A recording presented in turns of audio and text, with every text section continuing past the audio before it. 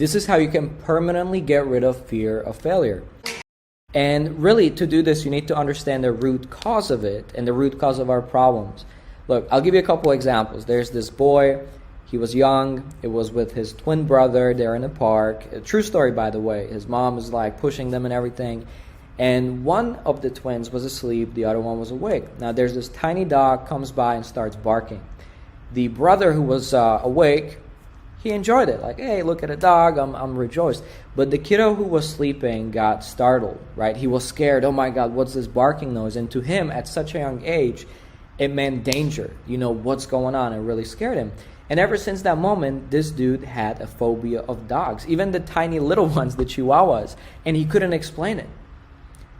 Let's get to another example. There's another true story. This lady, when she was young, I forgot her age, 8 or 9, she was sleeping in a bunk bed, the lower level, right? Her sister was on top of her.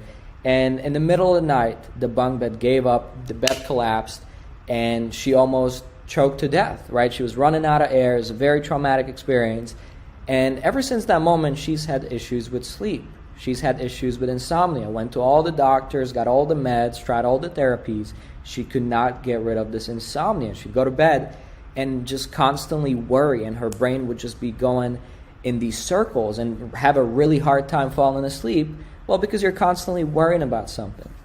And then another example, say, and this was a true example too, I forgot the gentleman's name, but many of us have experienced this, including myself, something similar.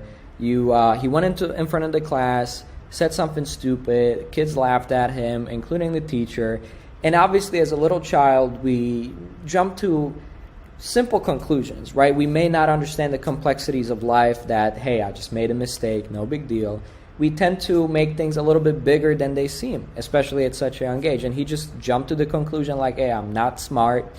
That's why all these kids are laughing at me. That's why I feel so embarrassed and humiliated. Ever since then, he felt like he's not good enough, he's not smart, and he's had issues in academics, workplace, etc., etc.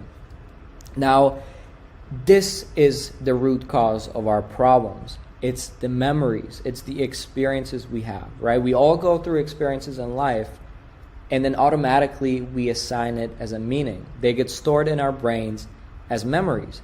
Now, these memories act as the foundation, as the building blocks of our beliefs, right? Because that's the proof. Like, hey, I'm not good enough, or I'm not smart because this and this and this happened. That forms our beliefs. Now, our beliefs are going to filter our perception, are going to filter our thoughts, feelings, and actions, and are going to shape them.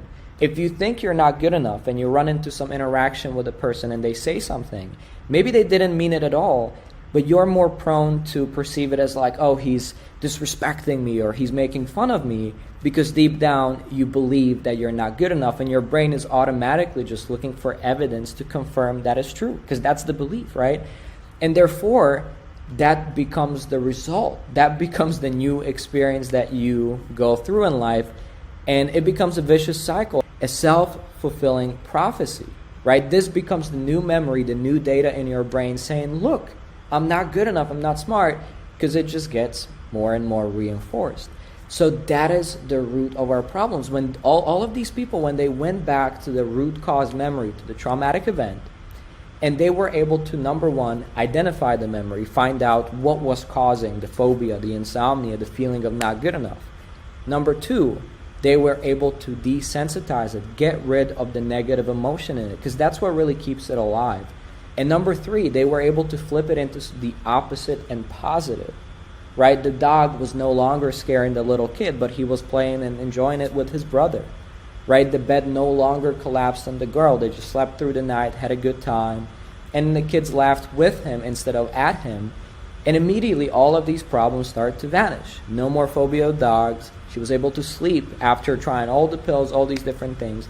And the kid finally, well, eventually the man who was in his 40s or something started feeling better about himself, and self-esteem was going up, self-confidence. And it all started with the memory. And the key to resolve these issues was, again, at the memory. That's why we developed a tool called memory flipping, because it really goes to the root cause of things. Many people start to try to work on the thoughts, feelings, and actions, right? You go to talk therapy, and they try to talk about your different memories that you went through and what you thought about it, etc. But they never really change and deal with the memory in the first place, right? You learn about affirmations and visualization, and it helps a little bit, but we always have this internal conflict because, you keep telling yourself, I'm smart, I'm good at math, I'm good enough, but then you have all these evidences, all this proof in your brain, in your unconscious mind that says, no, it's not true. All of these different painful emotional events happen, and you can keep lying to yourself, but I have all this proof that it's not true, right? The brain cannot believe in two conflicting opposite ideas.